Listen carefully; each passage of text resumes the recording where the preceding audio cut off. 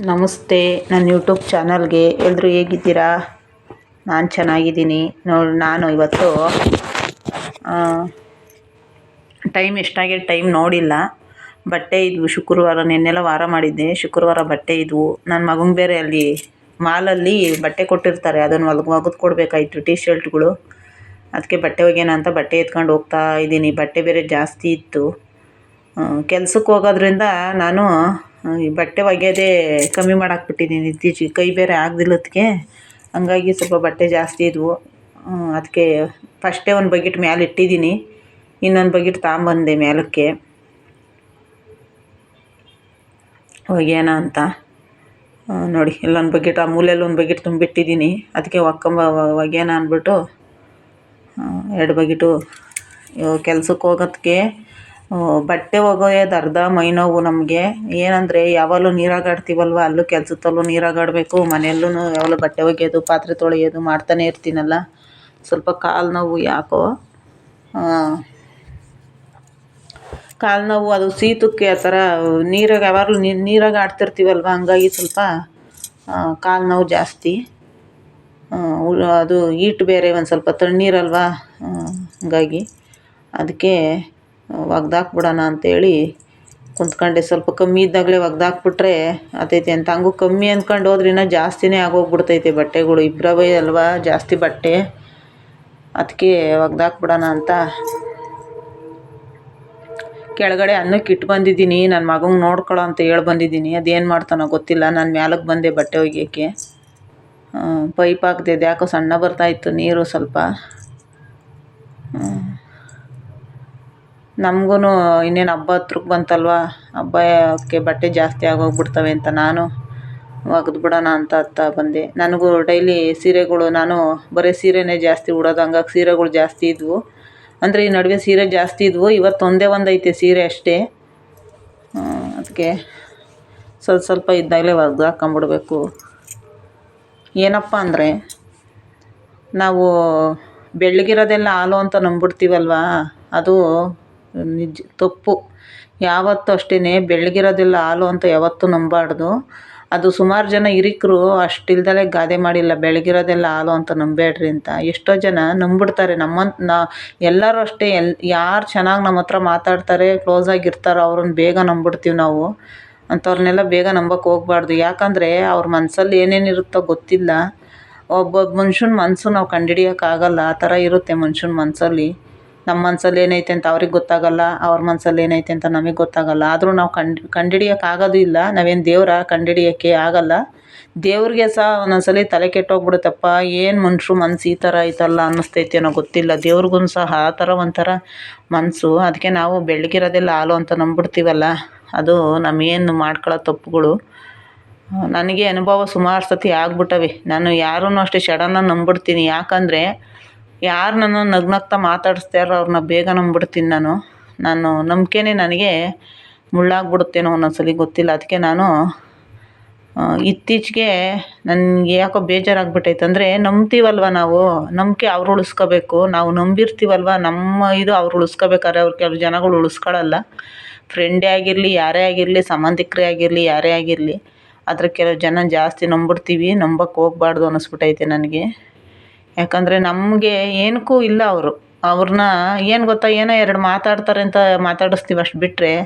ಅಂದರೆ ಅದನ್ನೇ ನಾವು ಆಳವಾಗಿ ನಂಬಿಡ್ತೀವಿ. ಪಾಪ ಇವ್ರು ನಮ್ಮ ರಿಲೇಷನ್ ಏನೋ, ಇವ್ರು ನಮ್ಮ ಸಂಬಂಧಿಕರು, ಇವರೆಲ್ಲ ನಮ್ಮ ಕಷ್ಟಕ್ಕೆ ಆಗ್ತಾರೆ ಅಂತ ನಂಬ್ತೀವಿ. ಆದರೆ ನಮ್ಮ ಕಷ್ಟಕ್ಕೆ ಅವ್ರು ಯಾರೂ ಆಗಲ್ಲ. ಯಾಕಂದರೆ ನಾವು ಎಲ್ಲಿ ಇರ್ತೀವಿ ಅಂತ ಅವ್ರು ಯಾರೂ ಬರೋಲ್ಲ ನೋಡೋಕ್ಕೆ.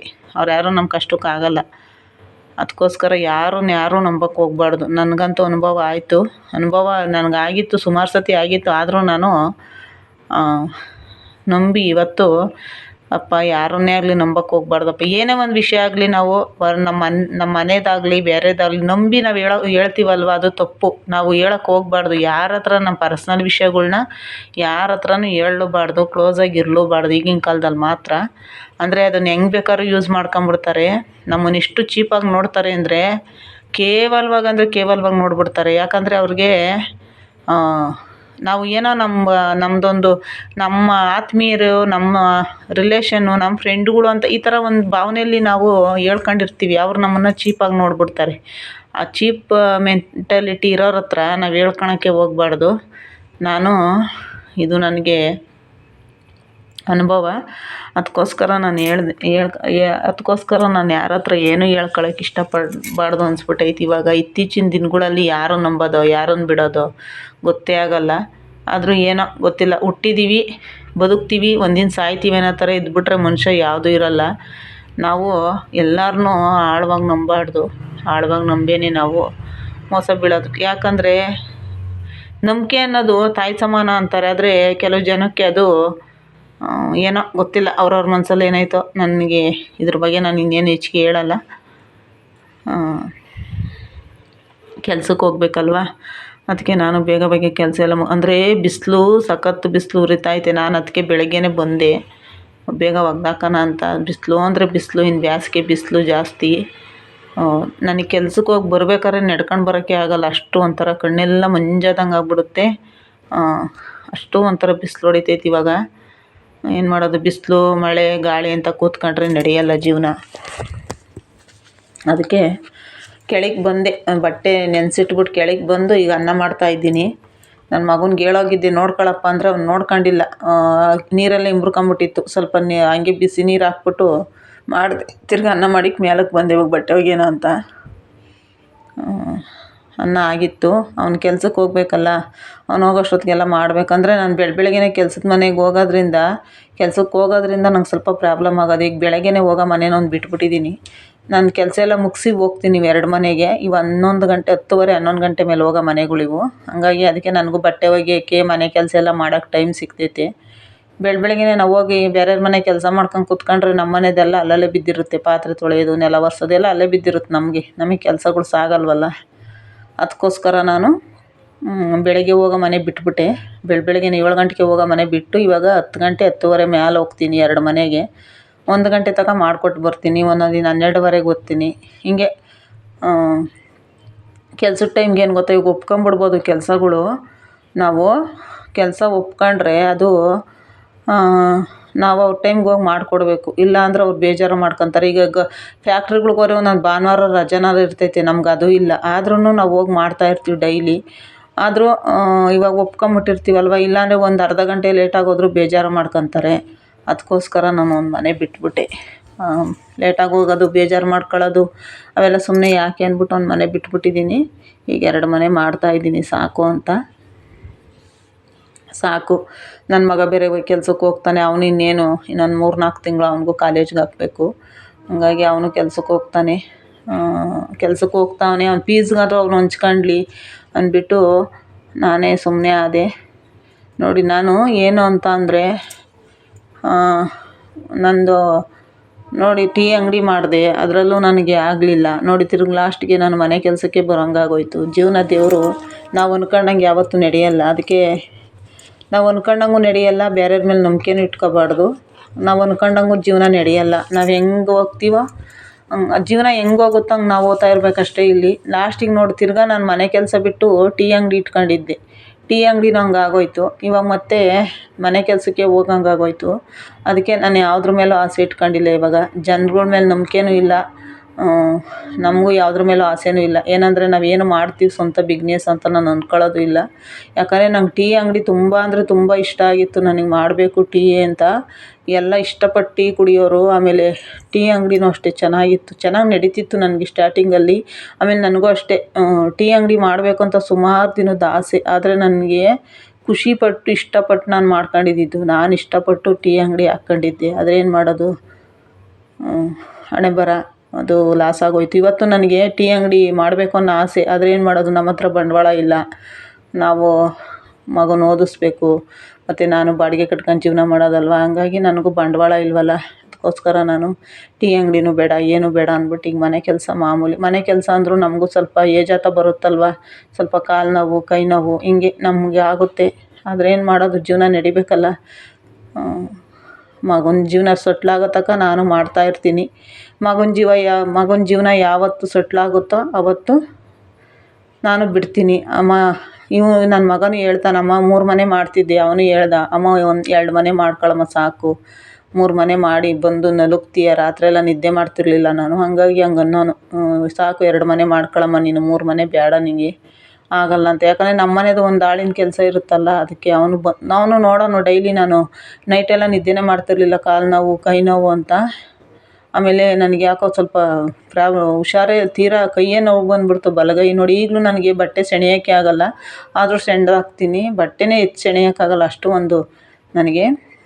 ಅದಕ್ಕೆ ಅವನೇ ಹೇಳ್ದ, ಬೇಡಮ್ಮ ಸಾಕು 2 ಮನೆ ಮಾಡ್ಕೊ ನೀನು ಅಂದ. ಅದಕ್ಕೆ ಅವನು ದುಡಿಯೋದು ಎಲ್ಲ ನೋಡಿ. ನನಗೆ ಈಗ ಬಾಡಿಗೆ ಕಟ್ಟೋಕ್ಕೆ ತುಂಬ ಅಂದ್ರೆ ತುಂಬ ಪ್ರಾಬ್ಲಮ್ಮು ಆಗೈತೆ. ನಾನು 20ನೇ ತಾರೀಕಿಗೆ ಬಾಡಿಗೆ ಕೊಡಬೇಕಾಯಿತು. ವರ್ಷದಿಂದ 1 ತಿಂಗಳು ನಾನು ಏಳ್ಸ್ಕೊಂಡಿರಲಿಲ್ಲ, ಬಾಡಿಗೆ ಕಟ್ತಿದ್ದೆ. ಈಗ ನನಗೆ ಬಾಡಿಗೆ ಕಟ್ಟೋಕ್ಕೂ ಸಹ ನನಗೆ ಆಗ್ತಿಲ್ಲ. ಯಾಕೋ ಗೊತ್ತಿಲ್ಲ, ಅಡ್ಜಸ್ಟೇ ಆಗಲಿಲ್ಲ ದುಡ್ಡು. ಅದಕ್ಕೆ ನನ್ನ ಮಗನಿಗೆ ಹೇಳಿದ್ದೆ, ಅಪ್ಪ ಹಿಂಗೆ ಬಾಡಿಗೆ ಕಟ್ಟಬೇಕು ಅಂದಿದ್ದಕ್ಕೆ ನನ್ನ ಮಗ ಅಲ್ಲಿ ಕೆಲಸ ಮಾಡತ್ತವ ಇಸ್ಕೊಬಂದು ಕೊಟ್ಟ ಒಂದು ಸ್ವಲ್ಪ ದುಡ್ಡು, ನಾನೇ ಇಸ್ಕೊಬಂದು ಕೊಡ್ತೀನಿ ಕಣಮ್ಮ ಅಂತ. ನನಗೆ ನನ್ನ ಮಗನ ಬಗ್ಗೆ ನಾನು ಇನ್ನೇನು ಹೆಚ್ಚಿಗೆ ಹೇಳ್ಕೊಳ್ಳಲ್ಲ. ಅಂದರೆ ಏನು ಗೊತ್ತಾ, ಹೆಚ್ಚಿಗೆ ನನಗೆ ಖುಷಿ. ಯಾಕಂದರೆ ಅವನು ಕಷ್ಟನ ಅರ್ಥ ಮಾಡ್ಕೊತಾನೆ. ಇತ್ತೀಚೆಗೆ ಫಸ್ಟೆಲ್ಲ ನನ್ನ ಮಾತು ಕೇಳ್ತಾ ಇರಲಿಲ್ಲ, ಆಮೇಲೆ ಅರ್ಥನೇ ಮಾಡ್ಕೊತಿರ್ಲಿಲ್ಲ, ಸಿಟ್ಕೊಳ್ಳೋದು, ಜಗಳ ಎಲ್ಲ ಮಾಡೋನು ಒಂಥರ. ಅವ್ನಿಗೇನೋ ಒಂಥರ. ಈ ಕೆಲ್ಸಕ್ಕೆ ಹೋದ್ಮೇಲೆ ತುಂಬ ಅಂದ್ರೆ ತುಂಬ ಜವಾಬ್ದಾರಿ. ದುಡ್ಡು ಇಸ್ಕೊಬಂದು ಕೊಟ್ಟ. ಕೇಳ್ದೆ ನನಗೆ ಫೋನ್ ಮಾಡಿ, ಅಮ್ಮ ಬೇಕಾ ಅಂತ ಅಡ್ಜಸ್ಟ್ ಆಯಿತಾ ಬಾಡಿಗೆಗೆ ಅಂದ. ಇಲ್ಲಪ್ಪ ಅಂದೆ. ಯಾರು ಕೊಡ್ತಾರಪ್ಪ ಇಲ್ಲಿ, ಇಲ್ಲ ಅಂದೆ. ಅವಾಗ ನಾನು ಇಸ್ಕೊಬತ್ತೀನಿ ಬಿಡಮ್ಮ ಅಂತೇಳಿ ಅವನೇ ಇಸ್ಕೊಬಂದು ಕೊಟ್ಟ.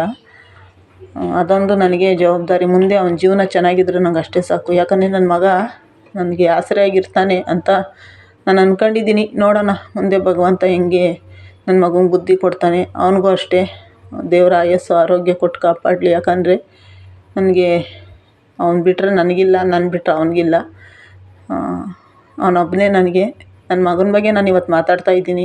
ಯಾಕಂದರೆ ಬೇರೆಯವ್ರ ಮೇಲೆಲ್ಲ ನಂಬಿಕೆ ಇಟ್ಕೋಬಾರ್ದು ನಾವು. ಮಕ್ಳ ಮೇಲೆ ನಂಬಿಕೆ ಇಟ್ಕೋಬೇಕು ಯಾವತ್ತೂ. ಮಕ್ಕಳು ಒಂದಲ್ಲ ಒಂದು ದಿವಸನಾದರೂ ಅಯ್ಯೋ ಅಂತಾರೆ, ನಮ್ಮ ಅಮ್ಮ ಅಲ್ವಾ ಅನ್ನೋದೊಂದಾದರೂ ಇರುತ್ತೆ ಅವ್ರಿಗೆ. ಯಾಕಂದರೆ ನಾವು ಎತ್ತಿರ್ತೀವಲ್ವ, ನಮ್ಮ ಮೇಲಿರುತ್ತೆ ಅವ್ರಿಗೆ. ಬೇರೆಯವ್ರು ಹಂಗೆ ಅಂದ್ಕೊಳಲ್ಲ. ಏನು ಗೊತ್ತಾ, ಅಯ್ಯೋ ಇವ್ರದ್ದು ಯಾವಾಗಲೂ ಇದ್ದಿದ್ದೆ ಅಂತಂದ್ರೆ ಕೇವಲವಾಗಿ ಒಂಥರ ಚೀಪ್ ಮೆಂಟಾಲಿಟಿ ಥರ ನೋಡ್ತಾರೆ. ಚೀಪಾಗಿ ನೋಡ್ತಾರೆ, ಒಂಥರ ಕೇವಲವಾಗಿ ನೋಡ್ತಾರೆ. ಕೇವಲ ಅಂದರೆ ಕೇವಲವಾಗಿ ನೋಡ್ತಾರೆ ಬೇರೆಯವರು. ಅರೆ ನಮ್ಮ ಹೊಟ್ಟೆಗುಟ್ರ ಮಕ್ಕಳು ನಮ್ಗೆ ಯಾವತ್ತೂ ಒಂದಲ್ಲ ಒಂದು ದಿವಸನಾದರೂ ಆಗ್ತಾರೆ ಅನ್ನೋದೊಂದು ನಂಬಿಕೆ. ಯಾಕಂದರೆ ನಮ್ಮ ಅಮ್ಮ ಅನ್ನೋದೊಂದು ಐತಲ್ಲ ಮನಸ್ಸಲ್ಲಿ. ನಾನು ಕಷ್ಟಪಟ್ಟು ಸಾಕಿದ್ದೀನಿ. ಅದೊಂದು ಅವನಿಗೆ ದೇವ್ರು ಚೆನ್ನಾಗಿಟ್ಟಿರಲಿ, ಅದೊಂದು ನಂಬಿಕೆ. ಏನಕ್ಕೆ ಆಗಲಿ ದುಡ್ಡು ಖರ್ಚು ಮಾಡಲ್ಲ. ಆಮೇಲೆ ಫ್ರೆಂಡ್ ಜೊತೆ ಸೇರ್ಕೊಳ್ಳಲ್ಲ. ಆಮೇಲೆ ಅಲ್ಲಿ ಇಲ್ಲಿ ಹೋಗಬೇಕು, ಶೋಕಿ ಮಾಡಬೇಕು, ಮತ್ತು ಅದು ತಿನ್ನಬೇಕು, ಏನೂ ಕೇಳಲ್ಲ. ಏನಾದರೂ ತಿನ್ನಬೇಕು ಅಂದರೆ ಮನೆಗೆ ತರ್ಸ್ಕೊಂಡು ತಿಂತಾನೆ. ಇಲ್ಲ ಅಂದರೆ ದುಡ್ಡು ಕೊಟ್ಟರು ಅಷ್ಟೇ. ನಾನು 100 ರೂಪಾಯಿ ಕೊಟ್ಟರು ಒಂದು ವಾರ ಮಾಡಿಕೊಂಡ್ಬೇಕಾದ್ರೆ ಅದೇ ದುಡ್ಡು ವಾಪಸ್ ಕೊಡ್ತಾನೆ. ಆ ಥರ ಒಂದು ಮನಸ್ಥಿತಿ ನನ್ನ ಮಗಂದು. ನನ್ನ ಮಗನ ಬುದ್ಧಿ ಇದೇ ಥರ ಇರಲಪ್ಪ. ನಾನು ರಾಯರಲ್ಲಿ ಕೇಳೋದಿಷ್ಟೇ, ನನ್ನ ಮಗಂಗೆ ಒಳ್ಳೆ ಬುದ್ಧಿ ಕೊಡಲಿ, ಅವ್ನಿಗೆ ಆರೋಗ್ಯ ಕೊಡಲಿ, ಅವ್ನಿಗೆ ಆಯಸ್ಸು ಕೊಡಲಿ, ಚೆನ್ನಾಗಿರಲಿ. ಎಲ್ಲ ತಾಯ್ದಿರು ಬೇಡೋದು ಅದೊಂದೇ. ನಾನು ನನ್ನ ಮಗನಿಗೆ ಬೇಡೋದು ಅದೊಂದೇ. ಅವನ ಆರೋಗ್ಯ ಚೆನ್ನಾಗಿರಬೇಕು. ಅವನಿಗೆ ದೇವ್ರ ಅಂಗಾಲಿಗೆ ಮುಳ್ಳು ಮುರಿದಂಗೆ ಕಾಪಾಡಬೇಕಷ್ಟೇ. ಅವನೊಬ್ಬ ಚೆನ್ನಾಗಿದ್ದರೆ ನನ್ನ ಜೊತೆ ನನಗೆ ಯಾರೂ ಬೇಡ, ಒಬ್ಬನೇ ಇರಲಿ ನನ್ನ ಜೊತೆ ಸಾಕು. ನಾನು ಇನ್ಯಾರನ್ನೂ ನಂಬಲ್ಲ. ಯಾಕಂದರೆ ಯಾರೂ ಬೇಡ ನಮಗೆ. ನಾವು ನಂಬಿದವರು ನಮಗೆ ಎಲ್ಲ ಮೋಸ ಮಾಡೋರೇ ಜಾಸ್ತಿ ಆಗೋಗ್ಬಿಟ್ಟವ್ರೆ. ಹಂಗಾಗಿ ನಾನಾಯಿತು, ನನಗೆ ನನ್ನ ಮಗಂಗೆ ನಾನಷ್ಟೇ. ನಾನಿರೋವರೆಗೂ ನನ್ನ ಮಗನ ಚೆನ್ನಾಗಿ ನೋಡ್ಕೊತೀನಿ. ನಂಗೆ ಅಷ್ಟೇ ಸಾಕು. ಅವನ ಜೊತೆ ನನ್ನ ಕೈಲಾಗೋ ತನಕ ನಾನು ಹೆಲ್ಪ್ ಮಾಡ್ತೀನಿ. ಅವ್ನು ಓದಿಸ್ಬಿಟ್ಟು ಅವ್ನೊಂದು ಲೈಫ್ ಸೆಟ್ಲ್ ಮಾಡಿಬಿಡ್ತೀನಿ. ನಂಗೆ ಅಷ್ಟೇ ಸಾಕು. ನಂಗೆ ಇನ್ನೇನು ಬೇಡ. ನನಗೂ ಇನ್ಯಾವ ಆಸೆನೂ ಇಲ್ಲ. ನನ್ನ ಮಗ ಒಬ್ಬ ಚೆನ್ನಾಗಾದ್ರೆ ನಂಗೆ ಅಷ್ಟೇ ಸಾಕು. ಅದೊಂದೇ ಆಸೆ ನನಗೆ. ಅವ್ನು ಓದಿಸ್ಬೇಕು, ಅವ್ನಿಗೊಂದು ಕೆಲಸ ಸಿಗಬೇಕು, ಅಷ್ಟೇ ನನ್ನ ಆಸೆ. ನನಗಿನ್ನೇನಿಲ್ಲ. ಅವನು ಚೆನ್ನಾಗಿ ಓದಿಸಿ ಅವ್ನಿಗೊಂದು ನೆಲೆ ಕೆಲಸ ಸಿಗೋವರೆಗೂ ನನ್ನ ಆರೋಗ್ಯ ಚೆನ್ನಾಗಿದ್ದು, ನನಗೆ ಆರೋಗ್ಯ ಕೊಟ್ಟರೆ ದೇವರು, ನಾನು ದುಡಿದು ಅವ್ನಿಗೇನೋ ಒಂದು ದಾರಿ ಹಾಕ್ತೀನಿ. ಅವ್ನಿಗೆ ನಾನು ಸಪೋರ್ಟ್ ಮಾಡ್ತೀನಿ ಅಷ್ಟೇ. ನನಗೆ ಬೇರೆಯವ್ರನ್ನೆಲ್ಲ ನಂಬ್ಕೊಳ್ಳೋ ಬದಲು ನಂಬಬಾರ್ದು. ಬೇರೆಯವರು ಯಾರನ್ನೂ ನಾನು ನಂಬ್ಕೊಳ್ಳಲ್ಲ. ನಾನು ನಂಬ್ಕೊಳ್ಳೋ ಇದಕ್ಕೂ ಹೋಗಲ್ಲ. ಯಾಕಂದರೆ ನಾನು ಬೇರೆಯವ್ರು ಯಾರನ್ನೂ ನಂಬೋದು ಇಲ್ಲ. ನಂಬಿಕೆಗೆ ಯಾರೂ ಅರ್ಹರಲ್ಲ. ಇಲ್ಲಿ ಯಾರೂ ನಂಬಿಕೆಗೆ ಯೋಗ್ಯರೇ ಅಲ್ಲ. ಇಲ್ಲಿ ಎಲ್ಲರನ್ನೂ ಸುಮ್ಮನೆ ನಮ್ಮ ಬಂಧು ಬಳಗ, ನಮ್ಮ ರಿಲೇಷನ್ನು ಅನ್ನೋಕ್ಕೆ ಹೋಗಬಾರ್ದು. ಯಾರೂ ಇಲ್ಲ. ನಮಗೆ ನಾವೇ ಎಲ್ಲ. ನಾವೇ ದುಡಿಬೇಕು, ನಾವೇ ತಿನ್ನಬೇಕು. ನಮ್ಮಂಥವ್ರು ಎಷ್ಟೋ ಜನ ಅವರೇ ಭೂಮಿ ಮೇಲೆ ದುಡಿಯೋರು, ದುಡ್ಕೊಂಡು ತಿಂತಾರೆ. ದುಡಿಯೋಕ್ಕೋಸ್ಕರನೇ ದೇವ್ರು ಹುಟ್ಟಿಸ್ಯಾನೆ. ಯಾಕಂದರೆ ದೇವರು ದುಡಿಯೋಕ್ಕೋಸ್ಕರನೇ ನಮ್ಮನ್ನು ಕಳಿಸವನೆ. ದುಡಿಯೋಕ್ಕೋಸ್ಕರನೇ ನಮ್ಮನ್ನು ಕಳಿಸಿರೋದು. ನಾವು ದುಡ್ಕೊಂಡೇ ತಿನ್ನಬೇಕಷ್ಟೇ. ನಾವು ದುಡಿತೀನಿ, ನನ್ನ ಕೈಲಾಗೋವರೆಗೂ ದುಡಿತೀನಿ. ಆರೋಗ್ಯವನ್ನು ಚೆನ್ನಾಗಿ ಕೊಟ್ಟರೆ ಸಾಕು, ನಂಗೆ ಅಷ್ಟೇ ಬೇಡ್ಕೊಳ್ಳೋದು. ನೋಡಿ ಇಷ್ಟು ಬಟ್ಟೆ ಒಗ್ದಿದ್ದೀನಿ ಇವಾಗ. ಇಷ್ಟು ಬಟ್ಟೆ ಒಗೆದು ನಾನೀಗ ಮನೆ ಕೆಲ್ಸಕ್ಕೆ ಹೋಗಬೇಕು. ಟೈಮ್ ಆಗೇ ಬಿಡುತ್ತೆ. ನಾವು ಎಷ್ಟೇ ಬೇಗ ಬೇಗ ಕೆಲಸ ಮಾಡೋಕ್ಕೋದ್ರೂ ಟೈಮ್ ಆಗಿಬಿಡುತ್ತೆ. ಆದರೂ ಮಾಡ್ತೀನಿ, ಇಂಥದ್ದೆಲ್ಲ ಮಾಡ್ತೀನಿ. ಸ್ವಲ್ಪ ನಾನು ಅಡುಗೆ ಮಾಡೋದು ಮತ್ತು ದೇವ್ರ ಪೂಜೆ ಮಾಡೋದು ಸ್ವಲ್ಪ ನಿಧಾನ, ಅಷ್ಟು ಬಿಟ್ಟರೆ ಇನ್ನೆಲ್ಲ ಕೆಲಸನೂ ನಾನು ಬೇಗ ಬೇಗ ಮಾಡಾಕ್ಬಿಡ್ತೀನಿ. ನನಗೆ ನನ್ನ ಕೆಲಸ ಮಾಡಿದ್ರೆ ನನಗೆ ಸಖತ್ ಇಷ್ಟ. ನನ್ನ ಕೆಲಸ ನಾನು ಬೇಗ ಬೇಗ ಮಾಡಾಕ್ತೀನಿ. ಅದೊಂದು ಅಂದರೆ ನಮ್ಮ ತಾಯಿ ಮನೆಯಿಂದಲೂ ನಮ್ಗೆ ಚೆನ್ನಾಗಿ ರೂಢಿಯಾಗಿಬಿಟ್ಟೈತೆ ನನಗೆ ಕೆಲಸ ಬೇಗ ಬೇಗ ಮಾಡಿ ಮಾಡಿ. ಅಂದರೆ ಕ್ಲೀನಾಗಿರಬೇಕು, ಕೆಲಸನೂ ಬೇಗ ಆಗಬೇಕು, ಮನೆಯೂ ಕ್ಲೀನಾಗಿರ್ಬೇಕು. ಅಂದರೆ ನಾವು ಮಾಡೋ ಕೆಲಸ ಕ್ಲೀನಾಗಿರಬೇಕು. ನೋಡಿ ಇದು ನಾನು ಕೆಲ್ಸಕ್ಕೆ ಹೋಗ್ತಿದ್ದೆ, ನನ್ನ ಮನೆ ಕೆಲಸ ಎಲ್ಲ ಮುಗಿಸಿ ಕೆಲ್ಸಕ್ಕೆ ಹೋಗುವಾಗ ಒಂದು ಬಿಲ್ಡಿಂಗ್ ಹತ್ರ ನಾನು ಕೆಲ್ಸಕ್ಕೆ ಹೋಗೋ ರೋಡಲ್ಲಿ ಒಂದು ಬಿಲ್ಡಿಂಗ್ ಹತ್ರ ಫೋಟೋ ಹಾಕವ್ರೆ. ಇದೇನು ಫೋಟೋ ಅಂತ ನನಗೂ ಗೊತ್ತಿಲ್ಲ. ಈ ಅಮ್ಮನ ಏನಕ್ಕೆ ಹಾಕವ್ರೆ? ಎಲ್ಲ ತವಲು ಹಾಕಿರ್ತಾರೆ. ಇವರೇನು ಇಲ್ಲ ರಿಯಲ್ಲಾಗಿ ಇಲ್ಲ ನಿಜವಾಗ್ಲೂ ಜೀವಂತವಾಗವ್ರಾ? ಇಲ್ಲ ಇವರೇನೋ ತೀರೋಗವ್ರಾ? ಇವ್ರ ಫೋಟೋ ಏನಕ್ಕೆ ಹಾಕವ್ರೆ? ನನಗೆ ಯಾರಾದರೂ ಗೊತ್ತಿದ್ರೆ ಕಮೆಂಟ್ ಮಾಡಿ. ಧನ್ಯವಾದ.